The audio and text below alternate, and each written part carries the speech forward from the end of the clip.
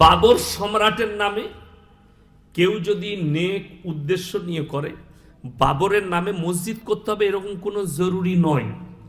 এখন মসজিদ যে কোন নামে করতে পারে। আমি মসজিদ করছি, ইয়াসিন নাম দিয়ে দিলাম, কি বলেন? অনেকজন নাম দিয়েছে, মক্কা মসজিদ আছে, মদিনা মসজিদ আছে, কি বলেন?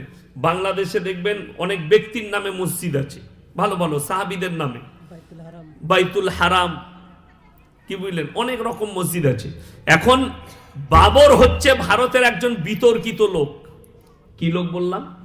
বিতর্কিত লোক। বিতর্ক হয়েছে সেটা নিয়ে। দেখুন এখন এমন পরিস্থিতিতে পৌঁছেছে, আমি না পক্ষে না বিপক্ষে বলতে পারবো। তবে মসজিদ কেউ যদি তৈরি করে, একটা মুসলমান হিসাবে আমি তার পক্ষেই থাকবো। এখন কি নাম দিচ্ছে না দিচ্ছে, এর ভেতরে অনেক বড় কাহিনী আছে। সেই কাহিনীতে আমি না ঢুকতে চাই, না আমি ওখানে জড়াতে চাই।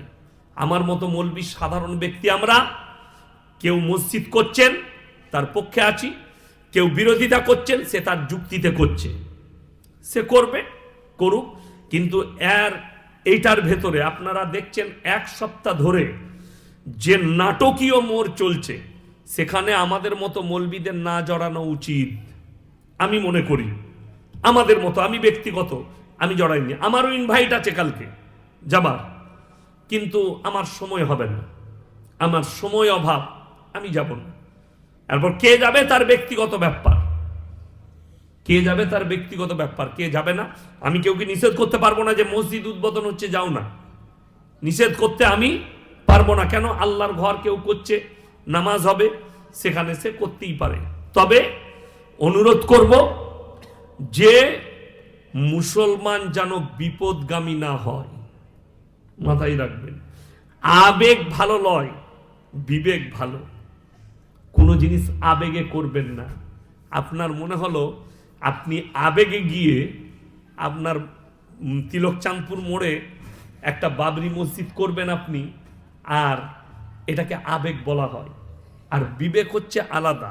বিবেক হচ্ছে যে সমাজে যেন ফিতনা ছড়ায়। কোরআনে আছে আল ফিতনা তো আসাদ্দু মিনাল কাতল। ফিতনা হচ্ছে মার্ডার করার থেকেও খারাপ গুনাহ। একটা মানুষকে মার্ডার করলে যে পাপ হয়, ফিতনা ছড়ালে সেই পাপ হয়। আমি বলবো হুমায়ুন বাবু আমার কাছের মানুষ, অন্তরের মানুষ, আমার সঙ্গে ভালো সম্পর্ক আছে, এবং যে বক্তারা অনেকজন বিরোধিতা করেছেন, অনেকজন তিনার বিপক্ষে বয়ান দিয়েছেন, তিনারাও আমার আপন অন্তরের।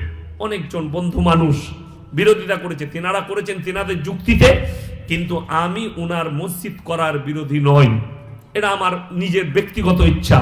তাই আপনারা সকলে আমার জন্য দোয়া রাখবেন, আমি আপনাদের জন্য দোয়া রাখি। হায়াত বাকি, মুলাকাত বাকি। আসসালামু আলাইকুম।